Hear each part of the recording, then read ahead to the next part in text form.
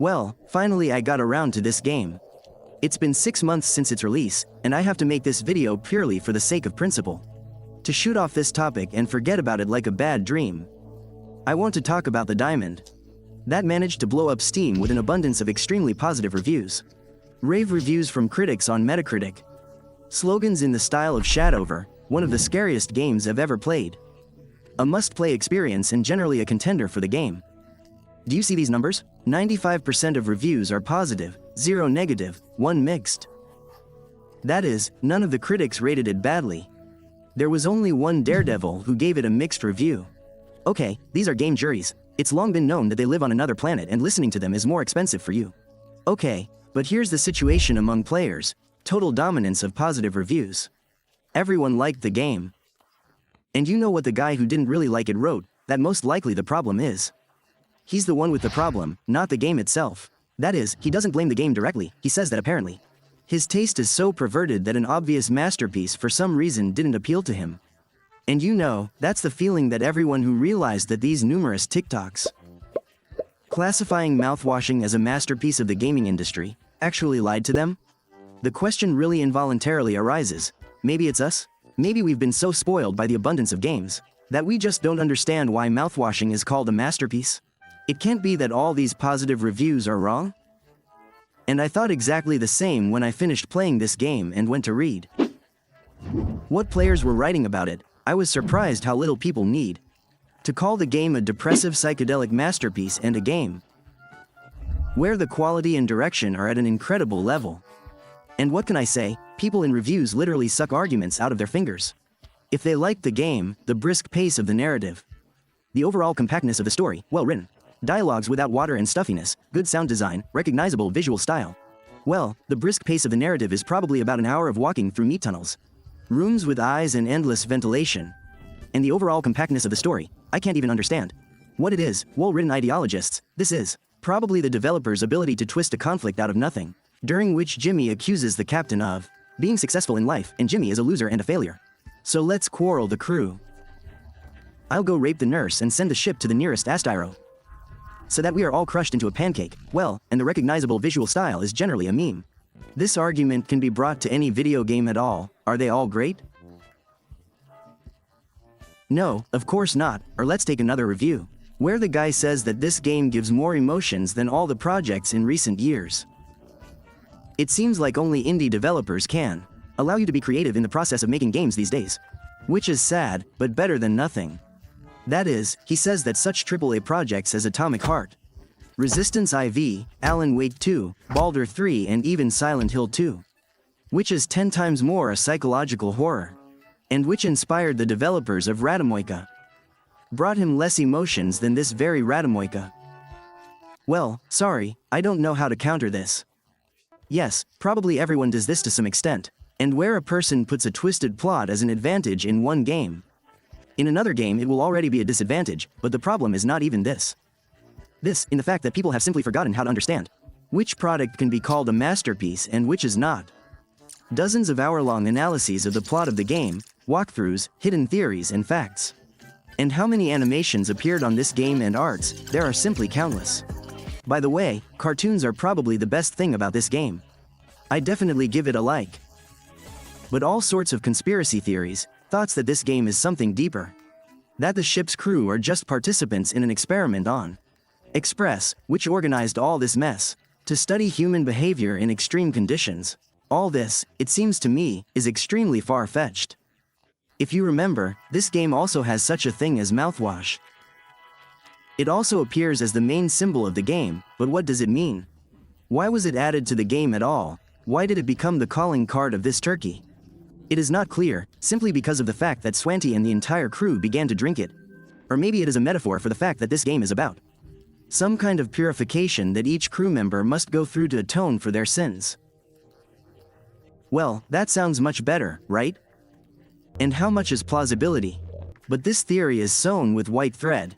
What kind of purification occurs in Daisuke, who drinks the mouthwash to satisfy his hunger and then dies from Swansy's blow? What kind of purification occurs in Anya, who drinks the mouthwash and then swallows pills because of the hopelessness of the situation? And to all the other members of the crew, in general, this also applies. Swansea hits her rather because he understands that they are doomed, so he has nothing to lose. I don't really understand where the theme of purification comes from here. The mouthwash in the game rather symbolizes the absurdity of the situation and the corporate greed of the Pony Express, due to the fact that the company loaded the ship with useless goods. This put the crew on hunger, who are forced to drink toxic liquid instead of food. Here there is rather a criticism of capitalism, than a hint of some mysticism, but to be honest, then most likely it was added to the game as a tool to advance the plot. Otherwise, with the same success, the game could be called air washing to say that everyone who breathed the air on the ship turned out to be dead. It is possible to bring an idea under this meaning?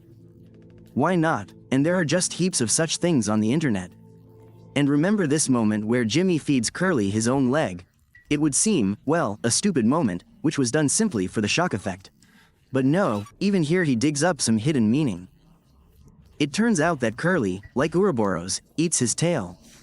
That is, a leg, which symbolizes rebirth. Well, holy shit, that was so deep. And that bit with the horse, remember?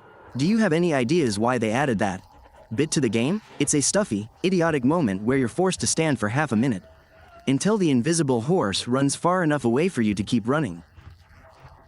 It turns out that this is an allegory for Anya, who's timid and submissive. Like a horse, wow, and in no way.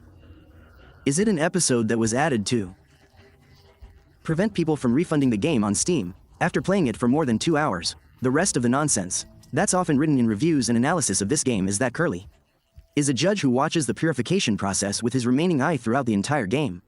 That Tulpar is a heavenly horse in Turkic mythology, described as the ideal of speed, elegance, and cultural depth, which reflects the essence of what's happening in that Tulpar, and so on. The entire internet is littered with people searching for meaning where there is none. This is a philosophical search. Where all morality lies on the surface, this is a refusal to admit that stupid episodes related to wandering around a red lake, with processions through ventilation, with scanning some belly for the presence of some embryo there, this is a descent into stupid schizophrenia. That does not carry anything in itself.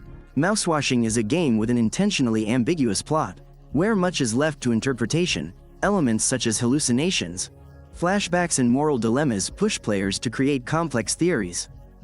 But please stop. After this, I'm even afraid to make a video like this, realizing that I'm one of those 5 people who consider mouthwash too over hyped and not such a must-play experience as it is called on the internet. Yes, the game definitely has its own unusual style, giving off the spirit of the first PlayStation. The game has its own atmosphere, good soundtrack, there is a certain story telling about the drama of the crew in space, and a really cool moral about responsibility. It's not to say that the topic is worn out to holes, no, it's unusual. That is, you can go through it in one evening and enjoy it, but in general, that's all. These were all the good sides of this game, just as there are negative sides in it. The game has many controversial decisions that are typical for such indie games.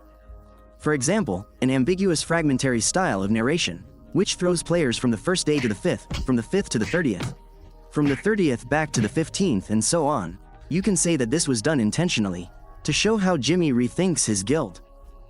But I'm sure that a considerable part of the players after passing climbed into the internet before. Read the plot, you can understand this from the reviews on Steam. People write that they had to replay the game again to understand the whole story. It was a good experiment on the part of the developers, but I can't say that it was 100% successful. Or another controversial point, an incomprehensible decision. This can be traced throughout the entire duration and even before it. For example, the game tells us that strict Pony Express protocols allow you to do anything only with the captain's permission. Open doors to compartments, get cops, yes, even baked cakes, you need the captain's permission everywhere. But this means that as soon as it comes to managing the ship, then the second captain can calmly take it on his own. Who came up with this brilliant idea? Why the second captain can just take and sabotage the ship? It's not clear. Another thing is how Jimmy managed to get this position.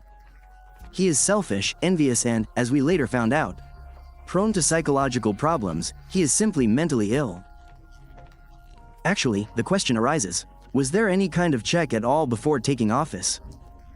Was there any selection, or did they just throw the first people they came across into the crew? And this, by the way, again concerns all the members of Tulpar. Anya is a nurse who does not have sufficient medical knowledge. Daisuke is some kind of ghoul without an education. Swansea is a former alcoholic on the wagon, who always carries an axe, and Curly is also unclear. We are repeatedly poked at the fact that he is the most gifted of those who are on the ship. He is an experienced captain who has achieved, as we are told, great heights, but at the same time he turns out to be too passive.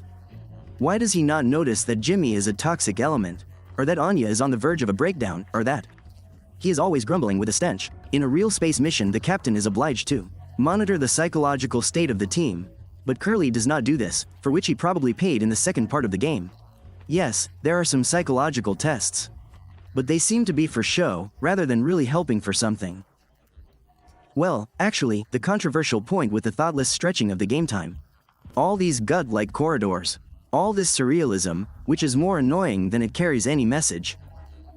Again, the episode of the pipe. You know what, feeding this you know what, you know who, why this was created. As if they want to instill in me as much disgust for Jimmy as possible. They want me to hate this character.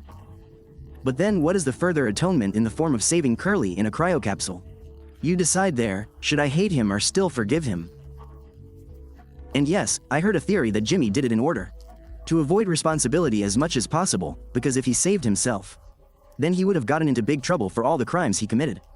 But still the narrative, music and style of narration that change at this moment say that he was still looking for forgiveness here. Maybe I'm wrong, but I still think that it was not worth adding a mountain of meat for this. This is an insanely drawn-out moment that could have been cut and nothing would have changed.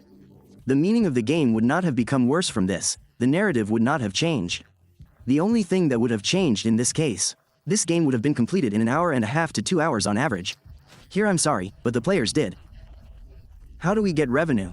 And as a result, the project earned, according to some data, about $2.5 to $3.5 million. Well, that is, a little more than 200 million rubles. It sounds wow, and whether this game is worth the money collected or not, I probably will not judge, because if it collected such money, collected such high ratings and reviews from critics, then, probably, God bless him. On the other hand, we now have a new indie studio which has money to create new cool toys to evaluate. The very genius of this studio, we will already looking at the success of their next projects. If the success of Mouthwashing was not luck and the stars converged in the sky, then we should definitely still see worthy projects released under the wing of this studio. If not, well, such will be their fate. Well, let me emphasize one important thing in the end that I want to convey to you. This is a good game. As I already said, you can have fun in it, and it definitely has interesting game decisions. Just as it has controversial and sometimes even unsuccessful decisions, which, unfortunately, are overlooked, since the main contingent and rude goths are teenagers who do not understand what a masterpiece is, what an ideal game is, what a must-play is, and other terms that they throw around left and right. Unfortunately, today the industry works in such a way that the lower the entry threshold to the game, the less demanding it is on computer resources. The more visually pleasing it is, the higher the chance that even an absolutely primitive plot, wrapped in a strong and deep product, will most likely be in demand. It will most likely also be analyzed. Theories will be built about the deep meaning that is hidden from most players. Everything else. It is worth noting here that Radomoika was somewhat lucky that it found its consumer. I do not know what kind of advertising campaign the creators had, but I think that, like me, you learned about it from Let's Plays, TikToks, or from streamers. So it probably achieved all this thanks to its memorable wrapper. I am sure that in the depths of Steam there are also projects worthy of your attention. But, unfortunately, they lost this fight for survival. Instead of them you learned about Mouthwashing. Yes, it just won this fight. And I am glad to see that a new community has appeared on the internet, which churns out cool art for this game, which writes fanfiction, and keeps it afloat. It is cool when people get a new element of inspiration. But I do not like it when an obviously not the best product, which has its own problems, is elevated to the status of ideal. They begin to push off from it in further assessments of games. When a similar product begins to be compared with other games and cited as an example. And I am sad that now the community's requirements for masterpieces have fallen low enough that they are now called almost any good game, and this is really upsetting. By the way, very soon there will be a video on the channel about this very topic. So don't miss it, follow the next videos. And the most convenient way to do this is to just click on the subscribe button. And I've exhausted the topic, so for today I'm leaving. Bye everyone.